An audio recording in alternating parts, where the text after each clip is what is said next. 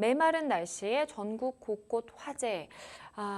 이번 주제는요, 좀 안타까운 사건들이 좀 많이 있는 것 같아요. 먼저 첫 번째 사건은요, 지난 27일에 있었던 일입니다. 경기도 안산에서 나이지리아인 4남매가 빌라 화재로 숨진 안타까운 사고가 있었어요. 그렇습니다. 지난 27일 오전 3시 28분경 경기도 안산시의 지하 1층, 지상 3층 빌라 2층에서 불이 났습니다. 네. 불 자체는 40여 분 만에 진화가 됐는데 안타깝게도 이곳에 살던 나이지리아 국적 어린이 4명이 사망하고 말았습니다. 11세 여아, 7세 남아, 6세 남아, 4세 여아로 모두 남매 사이입니다. 네. 아버지는 오른쪽 팔에 3도 화상, 어머니도 허리 통증을 호소해 병원에서 치료를 받고 있고 다행히도 막내인 2세 여아는 부모와 함께 대피를 했다고 합니다. 이 빌라에는 모두 11가구가 거주했고 이 빌라를 포함한 일대에는 외국인들이 다수 거주하고 있었다고 합니다. 네. 불이 나자 대부분 자력으로 대피했고 이 가운데 10여 명은 연기를 흡입해서 병원에서 치료를 받고 있습니다. 경찰과 소방당국 현장 합동 감식을 실시한 결과 발화 지점은 화재가 발생한 203호 출입문 입구 근처 바닥으로 특정이 됐습니다. 냉장고와 TV가 있었고 인화성 물질은 발견되지 않았다고 합니다. 이 경찰은 네. 국가수 감정 결과를 받아봐야 알겠지만 아직까지 방화와 관련된 단서는 발견되지 않았다고 합니다. 이 TV와 냉장고가 멀티탭에 연결돼 있었는데 이들 기기와 전선 쪽에서 전기적 요인으로 합선 등에 의해 불이 난 것으로 추정되고 있습니다.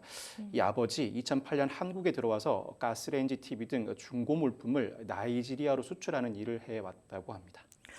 아이고, 너무 안타깝네요. 이 어머니, 아버지 입장에서는 이제 아이 2살짜리 아이가 너무 이제 혼자서는 대피할 수 없으니까 얼른 이렇게 안고 대피를 한 것 같고, 나머지 아이들은 그래도 좀 움직임이 있다 보니까 그래도 혹시나 혼자서 할 수 있지 않을까라는 생각을 하셨던 것 같은데 너무 안타까운 사고였습니다. 그런가 하면요, 이 광주와 전남에서 홧김에 일부러 불을 내거나 아니면 방화로 추정되는 사건이 잇따라 발생했다고 하네요. 그렇습니다. 지난 25일 오후 7시경 목포에 있는 목조주택이 불이나 전부 잿더미로 변했습니다. 목조주택이다 보니까 1층짜리 주택 전체가 잿더미가 돼버린 것인데 네. 다행히 인명피해는 없는 것으로 알려지고 있습니다. 이 주택 최근 3년가량 거주민 없이 비어 있었던 것으로 조사됐는데 경찰은 방화 가능성에 무게를 두고 있습니다. 60대 A씨를 상대로 경위를 조사 중인데 A씨는 추워서 불을 피웠는데 갑자기 불길이 번졌다고 진술을 한 것으로 알려지고 있습니다. 네. 또 지난 23일에는 광주 북구의 한 오피스텔에서도 방화로 의심되는 불이 나서 집기류가 타버리는 사건이 발생했는데 이곳에 거주 중인 30대 남성 B씨가 만취 상태에서 감정 조절을 하지 못해 불을 낸 것으로 경찰은 보고 있습니다. 네. B씨가 연기를 들이마시고 병원으로 옮겨졌지만 생명에는 지장이 없다고 합니다. 또 지난 17일에도 40대 남성 C씨가 북구의 한 교차로에 세워진 1톤 화물차 적재함 그리고 양동시장 인근의 쓰레기 더미에서 잇따라 불을 저지르고 이어서 길가에 세워진 차량을 훔쳐 달아났다가 경찰에 붙잡히는 사건도 발생했습니다. C씨는 평소 복용하던 약을 먹지 않았고 홧김에 범행했다고 진술했습니다. 그런가 하면요, 이 인천 강화도에서도 화재가 발생했습니다. 만이산에서 발생한 화재로 산림 22만 제곱미터가 불에 탔다고 하는데요. 경찰이 화재 원인을 찾기 위한 수사에 나섰다고 하네요. 인천 만이산에서 원인을 알 수 없는 불이 났습니다. 네. 약 17시간 동안 축구장 30개 면적에 달하는 산림 22만 제곱미터가량이 불타고 말았는데 경찰은 산불 원인을 찾기 위해서 전담팀을 구성했습니다. 네. 만이산 초입 일대에 있는 굿당 창고, 주택, 건물 등 부근에서 불이 시작했을 것으로 추적하고 사건의 경위를 조사 중인데 이 굿당 관계자가 재를 버렸다가 불이 났다는 주민의 발언에 대해서도 사실관계 여부를 확인하고 있습니다. 굉장히 큰 불이 났는데요. 사실 우리가 불 화재 사건이 이제 발생했다 그러면 이제 방화과 실화과 막 얘기를 하는데 우선 첫 번째로 좀 짚고 넘어가 볼게요. 네. 방화죄에 대한 처벌 어떻게 될까요? 형법은 방화죄를 그 대상물에 따라 나누어서 규정하고 있습니다. 현주 건조물 방화죄라고 해서 사람이 거주하는 건조물에 불을 지른 경우에는 무기 또는 3년 이상의 징역으로 처벌합니다. 네. 형량이 꽤 높습니다. 뿐만 아니라 공용 건조물 방화도 마찬가지로 무기 또는 3년 이상의 징역으로 처벌하고 일반 건조물 방화는 2년 이상의 유기징역에 처합니다. 그리고 부동산이 아닌 동산, 즉 일반 물건 방화는 징역 1년 이상 10년 이하에 처합니다. 알기 쉽게 양형 기준을 설명해 드리면 네. 일반 건조물 방화는 1년 6월에서 3년 정도가 선고되고 현주 건조물 방화는 2년에서 5년 정도가 선고됩니다. 만약 현주 건조물에 불을 질러서 사람을 다치게 한 경우에는 징역 4년 이상, 사람을 사망하게 한 경우에는 살인죄에 준할 정도 징역 15년 전후가 선고됩니다. 네, 그러니까 어느 곳에 그리고 또 어떤 것에 방화를 했는지에 따라서 형량이 좀 달라진다라고 이해를 해주시면 좋을 것 같습니다. 최근 건조한 날씨 속에 이 쓰레기나 농업 부산물 소각으로 인한 화재가 잇따라서 굉장히 좀 주의가 요구되고 있습니다. 네네. 지난 20일 오전 11시 53분경에 청주시 상당구의 야산에서 불이 났습니다. 산불, 진화헬기 5대 등이 투입돼서 2시간 만에 불을 끄긴 했는데 네. 인명피해는 없었지만 역시 임야 2.1헥타르가 순식간에 잿더미가 됐습니다. 인근 밭에서 농업 부산물을 태우던 불씨가 바람에 날려서 화재가 발생한 것으로 보고 밭주인 A씨를 상대로 경위를 조사 중입니다.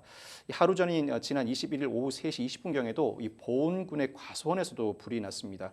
과수원 고랑에서 나뭇가지 등을 태우던 B씨가 불길이 확산하자 이를 막으려다가 얼굴에 1도 화상을 입고 말았는데 소방본부에 따르면 올해 쓰레기나 농업 부산물을 태우다가 발생한 화재가 모두 11건이라고 합니다. 지난해에도 소각 부주의로 인한 화재가 101건 발생해서 2억여 원의 피해가 발생한 바가 있다고 합니다. 이 산림이나 산림 인접 지역에서 불을 피운 경우에는 그 자체로 산림보호법에 따라 과태료 부과 처분을 받게 됩니다. 네. 만약 화재로 번질 경우에는 형법에 따라 실화죄로 처벌받을 수 있고 쓰레기 등 폐기물을 소각하는 경우에는 폐기물 관리법에 따라 역시 과태료 처분을 받을 수가 있습니다. 소방본부 관계자는 소각이 필요할 때에는 관할 시군의 허가를 받아서 공동 소각해야 한다고 조언하고 있습니다. 그렇죠. 이것도 이제 소각할 때도 굉장히 이제 주의를 기울이면서 해야지. 그렇지 않으면은 이게 워낙 이제 날씨도 건조하다 보니까 그리고 주변에 또 건조한 환경에서 또 이런 이렇게 소각이 잘 되다 보니까 하시잖아요. 그러니까 자칫 잘못하면 이게 굉장히 큰 불이 될 수 있다라는 거 반드시 기억을 하셔야 될 것 같아요. 앞서서는 이제 방화를 했을 때 어떤 처벌을 받을 수 있을지 그 처벌 수위에 대해서 좀 설명을 해주셨는데 그러면 실화의 경우에는 또 차이가 날 것 같거든요. 어떨까요? 이 방화보다는 실화죄가 더 많이 문제되죠. 실화는 실수로 불을 나게 한 경우를 일컫는데 과실로 건조물 즉 부동산을 태운 경우에는 현주 건조물이든 공영 건조물이든 일반 건조물이든 모두 1,500만 원 이하의 벌금의 처벌을 받게 됩니다. 네. 다만 과실로 건조물이 아닌 물건을 불타게 한 경우에는 그로 인해서 공공의 위험이 발생하게 한 경우에 1,500만 원 이하의 벌금에 처하게 되는데 실화죄는 단순 실화죄도 있지만 업무상 실화죄와 중실화죄도 있습니다. 네. 그중에서도 중실화죄는 조금만 주의를 기울여서도 불이 나지 않게 할 수 있었는데 그 조그마한 주의도 기울이지 않은 경우에 성립하는 범죄입니다. 이 중실화죄는 실화죄와 달리 단순 벌금형에 그치지 않습니다. 네. 3년 이하의 금고 또는 2천만 원 이하의 벌금에 처해지고 그 피해 정도가 상당히 크다면 충분히 금고의 실형이 선고되는 경우도 있습니다. 변호사님 말씀해 주신 것처럼 사실 내가 작정하고 불을 내야지라고 해서 이제 방화를 하는 것보다는 사실은 나는 이러려고 했던 게 아닌데 불을 어떻게 우리가 불길을 잡을 수 없다 보니까 막 걷잡을 수 없이 커져가지고 이게 실화죄로 이제 처벌을 받는 경우가 좀 굉장히 많은 것 같아요. 주의를 하시면 좋겠습니다. 한편 이 최근 청소년들 사이에서 유행처럼 번지는 게 있대요. 이른바 불하트 놀이 문화인데요. 이게 굉장히 좀 어감만 들어도 뭔가 위험할 것 같다는 생각이 들거든요. 화재라든지 부상 위험이 크다라는 우려의 목소리가 나오고 있습니다.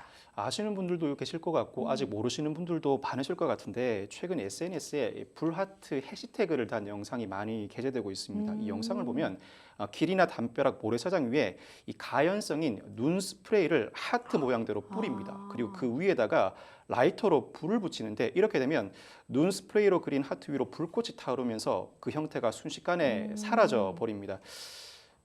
이 조치 자체가 재미는 있을 수 있겠습니다만 화재 발생 우려가 상당합니다. 누리꾼들 아무리 봐도 청소년 놀이라기에는 위험해 보인다. 놀다가 불이 다른 데 붙어서 큰 불로 번지면 어떡하나. 그렇죠. 바닥이나 벽에 자국이 남을 텐데 등 우려 섞인 반응을 보이고 있습니다. 불하트를 만드는 현장을 목격했다는 후기도 심심찮게 찾아볼 수 있는데 네. 한 커뮤니티에는 중학생 정도 되는 여자아이 둘이서 라이터를 들고 스프레이를 흔들고 있더라. 다시 지날 때 보니까 스프레이는 바닥에 나뒹굴고 있고 하트를 그린 흔적을 봤다는 글이 올라오기도 했고 며칠 전 퇴근길에 남녀 중학생이 바닥에 하트 모양을 그리고 라이터로 불 붙이려는 걸 봤다. 불이 잘 안 붙는지 포기하고 가던데 CCTV가 설치하면 좋겠다는 글도 눈에 띕니다. 그만큼 이 불하트 놀이로 인해서 우리 동네에서 불이 나면 어떡할까라고 걱정하는 그렇죠. 분들이 많다는 의미입니다. 이 불장난의 일종이라고 할 수 있겠습니다만 이 불하트 놀이를 무심코 했다가 불이 붙어서 큰 화재로 번진다면 처벌 대상이 될 수 있습니다. 실화죄 외에도 불하트 놀이를 한 시간과 장소에 비춰볼 때 중실화죄가 인정되면 엄한 처벌을 피할 수 없게 될 수도 있습니다. 사실은 이게 이제 요즘에 청소년들 사이에서도 SNS 굉장히 많이 하고 이렇게 뭔가 자극적인 콘텐츠, 위험해 보일 수 있는 콘텐츠를 올리면 또 사람들이 거기에 맞게 또 반응을 하다 보니까 아, 나도 이제 해야지 라면서 이제 너도 나도 막 이렇게 불하트 놀이를 하게 되는 것 같아요. 그런데 또 사람이 많은 데서는 하다 보면 사실은 많은 어른들이 또 질책을 할 수도 있고 뭐 그만하라라고 얘기를 할 수도 있다 보니까 굉장히 좀 이렇게 사람들 눈에 안 띄는 곳, 뭐 쓰레기 뭐 이렇게 분리수거지 옆이라든지 이런 데서 하다 보니까 더 위험할 것 같다라는 또 생각도 들어요. 이제 발견하기 좀 늦은 장소, 이렇게 눈에 띄지 않는 장소에서 하다 보니까 글쎄요, 이게 더 위험하지 않을까라는 생각이 듭니다. 앞서서 방화와 실화에 대해서 이제 이야기를 나눠봤는데 뭔가 내가 재미로 시작해서 놀이로 시작한 이런 뭐 화재 놀이라든지 이런 경우에 만약에 큰 불이 나게 된다면 어떻게 좀 법적으로 해석해 볼 수 있을까요?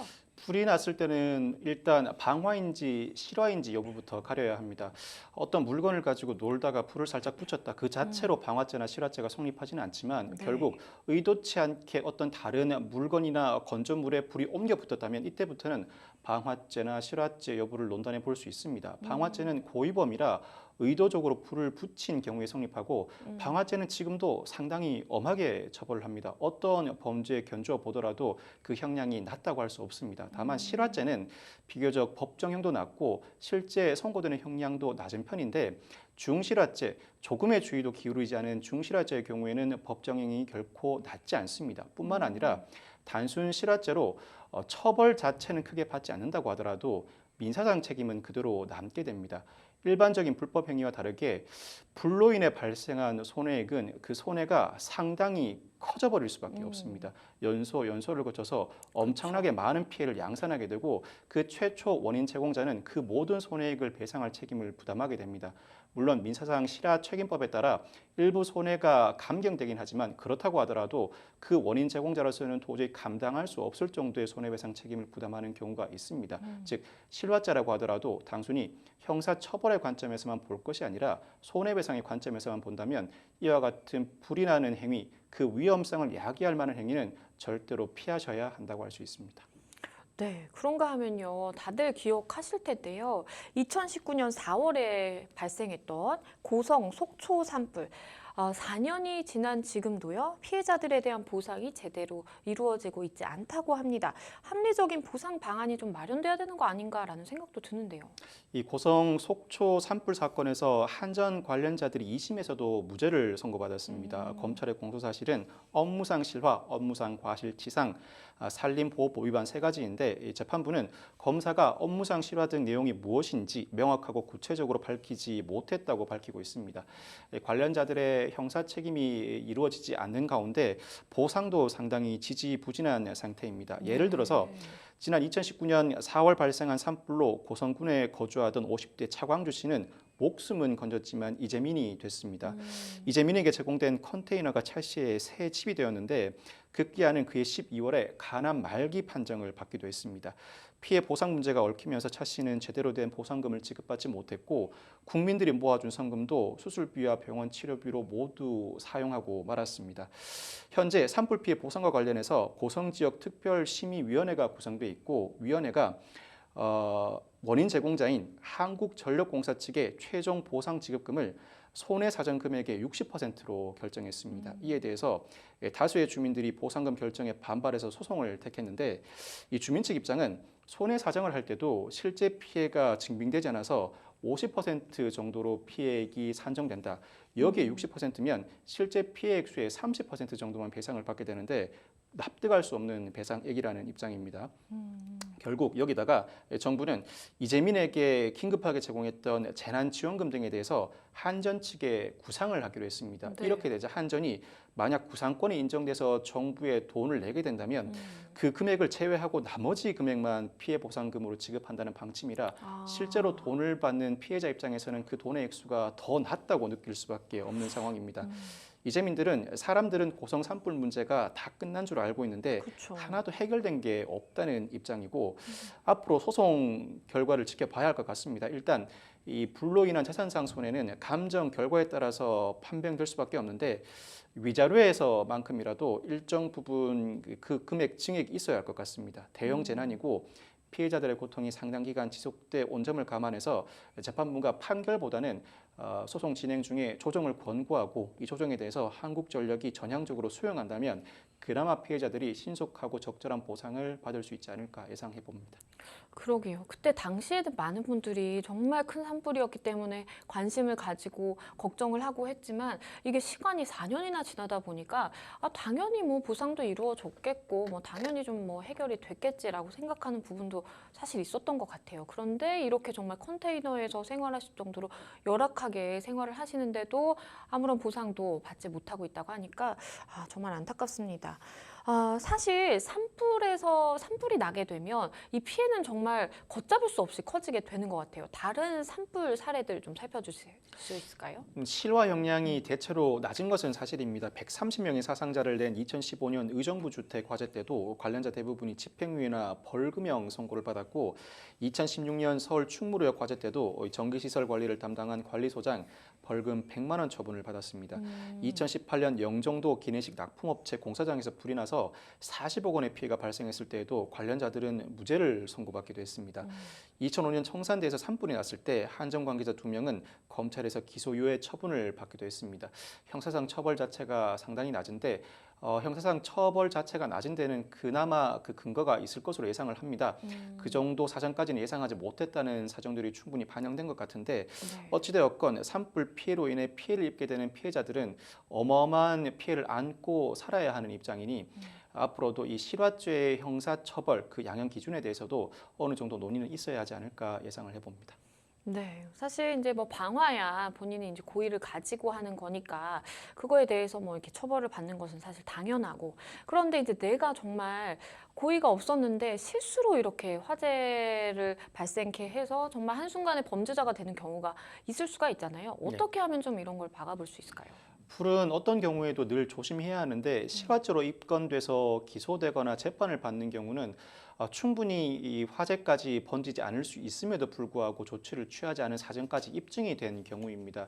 사실 주의 의무를 다하지 않았음에도 불구하고 제대로 된 수사나 기소 또는 재판을 받지 않은 사례도 다수 존재할 것으로 보입니다. 즉 나름대로 주의 의무를 다하는 노력이 필요하고 네. 그 주의 의무를 다함으로 인해 형사 처벌로 이어지지 않도록 하는 각자의 노력이 필요합니다. 실화죄로 수사, 기소, 재판이 이루어지는 사건들 충분히 과실이라고 인정될 만한 사건들인데 그 정도까지 문제가 불거지기 전에 각자가 주의를 기울여야 할 것이고 앞서 설명도 드렸습니다만 네. 형사처벌의 문제뿐만 아니라 화재가 발생했을 때는 그로 인해 피해자들이 양산되고 그 그렇죠. 피해액도 상당합니다. 그로 인한 모든 책임을 원인 제공자가 져야 하는 만큼 불은 늘 조심해야 할 것 같습니다.